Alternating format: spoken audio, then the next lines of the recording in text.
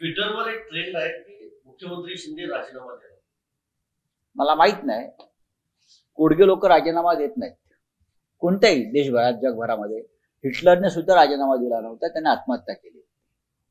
किंवा जगभरातील बेकायदेशीर पद्धतीने राज्य करणाऱ्यांना लोकांनी हुसकावून बाहेर काढलंय किंवा ते पळून गेलेले आहेत असा इतिहास सांगतो.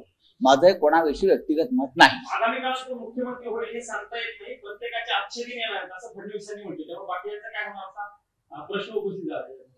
पण माझ्या माहितीप्रमाणे फडणवीस यांचे आच्छेदी नेते आहेत.